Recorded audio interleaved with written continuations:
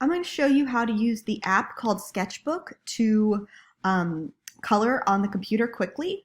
Most coloring comes with an information sheet, so make sure you read that as well because it'll tell you what you're coloring and why, which is the whole point of what you're doing.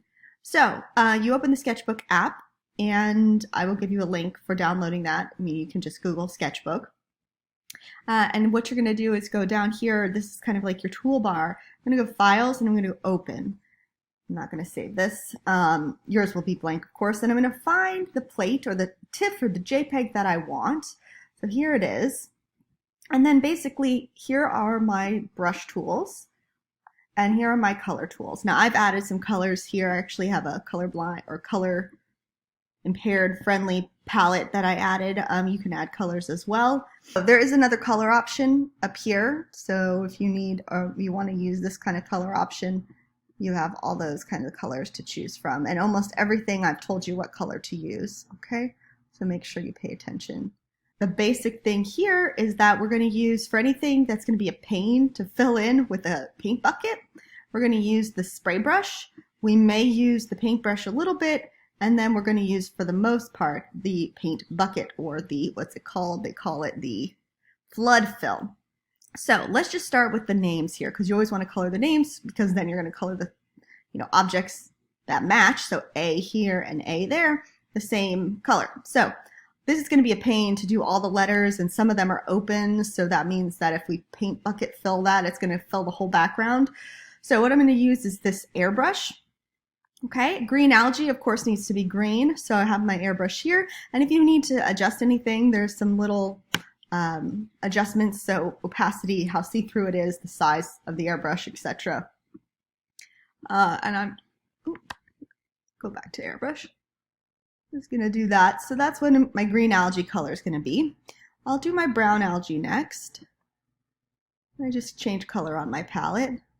And then my red algae. These are the colors that I'm going to use. Now for the yellow, you notice there's a square, so I'm going to actually use the paint bucket fill. So I'll use this flood fill, choose my yellow, and then fill that in. So that's pretty easy. And then I'll fill in my structures. Now, to move around, you can use your trackpad on a mouse, but this is basically your little spyglass here. The middle allows you to zoom in and out.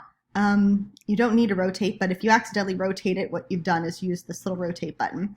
And then to move around, just to pull the picture, you use this outer ring here. So it's easy if you zoom in sometimes, because then you can pinpoint where you're going to put your paint bucket. So I'm going to go back to my paint bucket.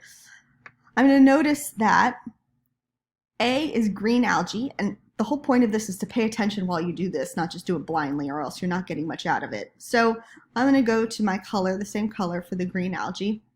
I'm on my paint bucket. I'm just going to click in where I want to color, undo, color for my green algae, and you can see that this is A, and this tells you where green algae live. It lives potentially on land, lives in fresh water, that's what lake means, and then also this is all marine environment, and then it tells you the depth. So then what I want to do is color the specimens, and actually I color the specimen after I colored all the A stuff at once. So I see that there's A's over here. Now there's two options for the specimens, two or three options.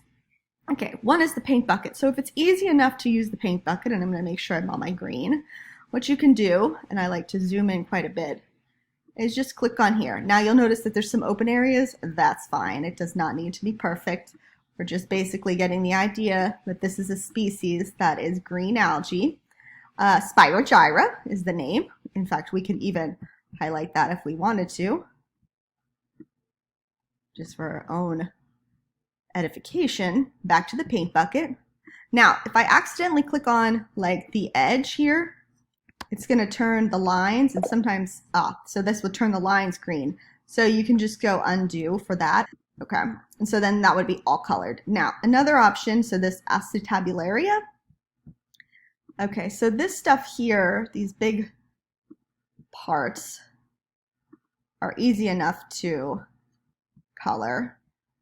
But once you, with the paint bucket tool, and then I'll scoot on over here, go back to my paint bucket tool. Easy. Okay, that's pretty good. All right, It's annoying though doing these stems because when you click on the stem, or it's not a stem, it's like a stipe probably. When you click here, you'll notice it's not filling in very much at once, and I don't want you to waste your time with the paint bucket. So what you can do is go to the paintbrush tool. Now paintbrush tool, what we're going to do is go to that little, brush properties, and we're going to choose a size so we can just do like one swoop, if you will. And I'm going to have the opacity less than 100%. It's just better because when you have it at 100%, you'll see here, and you color it, I mean, it's okay, but it's hard to stay in the lines. Now, if you have a tablet, it's going to be easy because you have your pen. But if not, what I would do is I'd make it, I don't know, less opacity, and then I'd zoom in on it some, and then basically you're coloring it in. It does not need to be perfect. I might even make this thicker. There we go. See how I can just do that in one basic line. Both of these are easy. So I'll go back to my paint bucket, make sure I'm on my green, color the whole thing, and I would obviously finish this Spyro and then I'd have all my green algae colored, and they would be like that. Something like the diatoms, some of these might be easy to color in, some of them might with the paint bucket tool. Oh, paint bucket. That's easy. Those are easy. I think these are going to be, see, annoying. You can do a line.